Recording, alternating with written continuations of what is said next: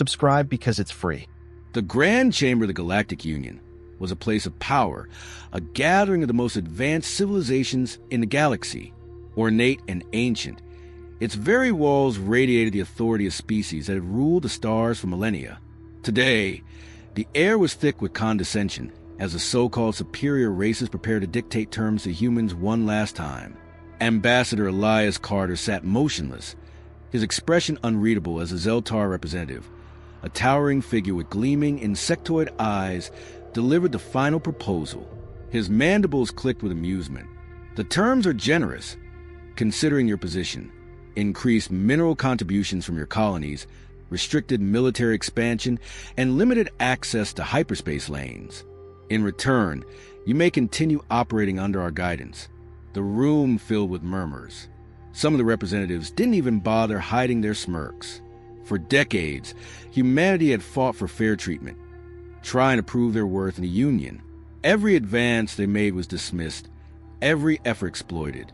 They had provided technology that streamlined trade, warriors who had fought in wars that weren't their own, and scientists who had improved galactic infrastructure. And yet, they were still treated as an afterthought. Carter's gaze moved across the chamber, taking in the faces of those who saw humanity as nothing more than an ambitious child in need of control. His advisors, seated beside him, clenched their fists in silent fury. They had endured this farce long enough. A low chuckle broke the silence. Carter pushed back his chair and stood, his voice calm but firm. No. The room went silent. The word echoed, bouncing off the polished walls as confusion rippled through the assembly. The Zeltar representative clicked his mandibles again, this time in irritation. Clarify, Ambassador Carter. Carter straightened his suit and gathered his documents. There is nothing to clarify. We're done here. Whispers filled the room. The RULCAT delegation, reptilian and cold-blooded, flicked their tongues in surprise. The Zorvith, hulking and brutish, exchanged puzzled glances. No species had ever dared to walk away from the Union. The Zeltar diplomat leaned forward, his tone dripping with amusement. You misunderstand your position. You need us. Carter smiled, but there was no warmth in it. That's what you've always believed. He turned, motioning for his delegation to follow. One by one, the humans rose, silent but unwavering. The Galactic Union representatives watched them go, still convinced that humanity would return, begging for a seat at the table. But as the humans reached the chamber doors, Carter spoke one last time without turning back. You will regret this. At first, the Galactic Union barely noticed humanity's absence. The departure of one species, especially one so young, was insignificant in the grand scheme of interstellar politics. The Zeltar, the Zorvith, and the RULCAT continued their meetings as if nothing had changed. Trade agreements were signed, military campaigns were planned, and laws were enforced without the need to acknowledge the loss of a minor participant. Weeks passed, then months, and the first cracks began to show. At a crucial trade hub in the outer systems, a fleet of cargo freighters sat idle, their systems inexplicably failing. Engineers scrambled to fix the problem, but diagnostics revealed a troubling truth. Key components, manufactured by human corporations, were no longer being supplied. Automated repair drones, widely used across Union fleets, had also ceased functioning. They had been considered an afterthought, a simple human innovation. Now, their absence was being felt. Within the industrial sectors of the Union, manufacturing delays spiraled into logistical nightmares. Terraforming projects halted mid-process, leaving once promising colonies stranded in barely habitable conditions. Agricultural planets, dependent on human-engineered weather-control satellites, reported failing crop yields. The technology still existed, but human intuition had refined it, optimized it, and made it indispensable. Without their continued input, entire infrastructures faltered. Still, the Union remained dismissive. These are temporary disruptions, they assured themselves. A minor inconvenience. But then came the military failures. Human mercenaries, once ridiculed for their unpredictable tactics, have been quietly employed in critical conflicts. Their strategies, their adaptability, had made them invaluable in containing long-standing disputes. Without them, warlords rose unchecked. The Zorvith, long restrained by human diplomatic interventions, saw an opportunity to expand. They launched an aggressive campaign against their neighbors, expecting a quick victory. Instead, the campaign turned into a prolonged disaster. Their enemies had relied on human consultants for years, shaping their battle doctrines around human logic and unpredictability. Now, faced with an enemy that no longer followed predictable patterns, the Zorvith suffered defeat after defeat. Their fleet, once feared, was reduced to shattered wreckage in a war they had assumed would be an easy conquest. The Arulkef, who had once mocked humanity's primitive economic models, watched in horror as their own trade routes collapsed. Human merchants had woven connections between worlds that others had ignored, supplying resources to planets left out of major trade networks. Now, those connections were gone and entire economies crumbled. Shortages led to unrest. Riots broke out on multiple worlds. The Union convened emergency meetings, desperately searching for solutions. They tried to replace human ingenuity with their own expertise, but nothing worked as seamlessly. Human engineers had made subtle, undocumented adjustments to critical systems, improving them in ways no one had fully understood. The loss of those small modifications turned efficiency into chaos. For the first time in the Union's history, their dominance felt uncertain. Yet, even as the situation worsened, the leaders clung to their arrogance. Humans will return, they insisted. They need us more than we need them. But days turned into months, and humanity remained silent. And then humanity was gone. Panic spread to the Galactic Union, like a virus. What had started as minor inconveniences had escalated into full-scale crises. Entire planetary economies collapsed. Food shortages triggered mass migrations, overwhelming spaceports with refugees. Industrial sectors ground to a halt as once thriving production lines lay dormant, starved of human-supplied components.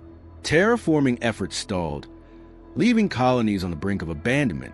The Union's leadership, once dismissive, now scrambled for answers.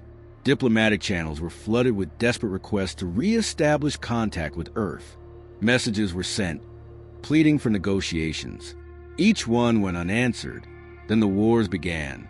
The Zorvith Empire, humiliated by its failed conquests, turned inward, fracturing into warring factions.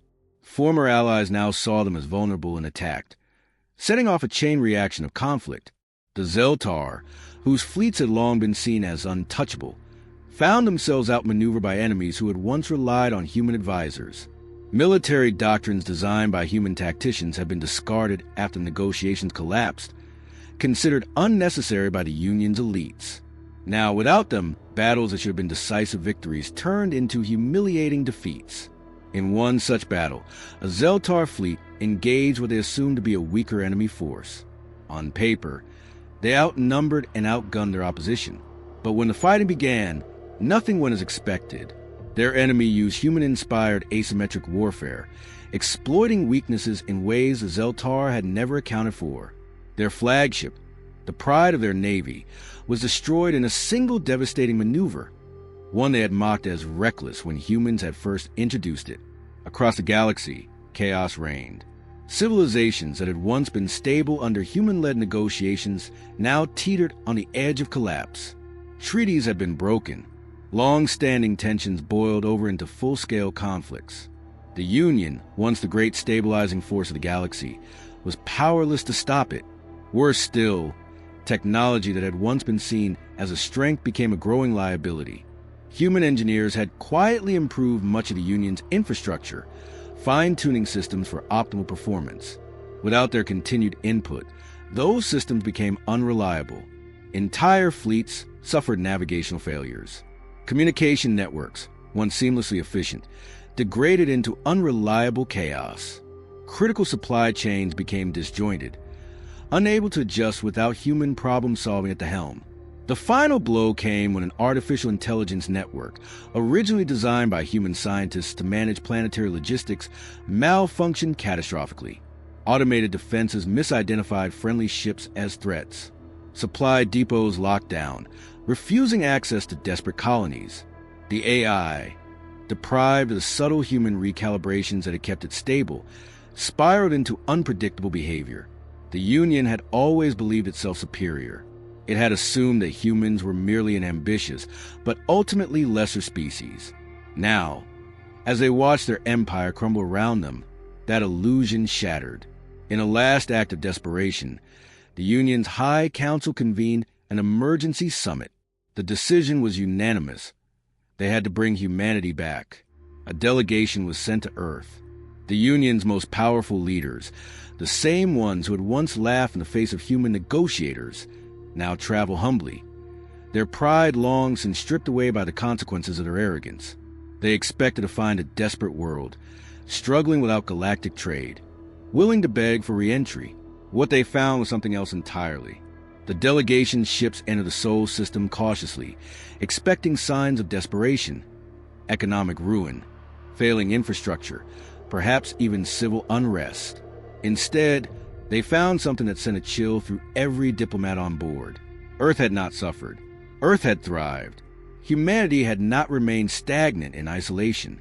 Without the restrictions of the Union, they had expanded rapidly, forging alliances with independent alien species the Union had overlooked or oppressed. Massive shipyards orbited Mars, producing fleets unlike anything the delegation had seen before. Titan's mining operations had grown into a fully automated industrial powerhouse, supplying resources on a scale the Union could barely comprehend. And then there were the ships. Sleek, heavily armored, and bristling with advanced weaponry, human warships patrolled the system in coordinated formations. Their designs were unlike the outdated vessels the Union had once dismissed as crude. These were ships built without compromise, efficient, lethal, and undeniably superior. As the delegation approached Earth, an escort of human vessels flanked them, their presence a silent but undeniable message. Humanity was no longer at the mercy of the Galactic Union. They were led to a diplomatic station above Earth, where they were greeted not by a desperate committee of negotiators, but by Ambassador Elias Carter himself.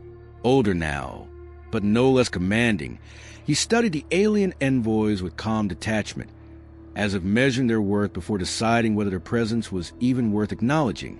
The Zeltar representative, one so condescending in the Grand Chamber, stepped forward hesitantly. We have come to reopen discussions." Carter didn't respond immediately. Instead, he took his time looking over the delegation. Creatures who had once dismissed humanity as insignificant, now standing before him with bowed heads and humbled expressions. Finally, he spoke. "Now you understand." The delegation launched into frantic explanations. They admitted to their mistakes, acknowledged humanity's importance, and even offered better terms than humanity had ever asked for. They pleaded for humans to return, to help stabilize the Union before it collapsed entirely. Carter listened in silence. When they finished, he let the weight of their desperation hang in the air before replying. "You don't get to dictate terms anymore." The words hit with the force of a sledgehammer. The delegation's carefully prepared proposals were useless. The Galactic Union, once humanity's judge and master, was now at their mercy. The humans did not reject them outright, but the conditions they set were absolute. There would be no return to the old ways, no more second-class treatment, no more exploitation. The Union would not command humanity. Humanity would stand as its own sovereign power. And if the Union wanted their help, they would have to earn it.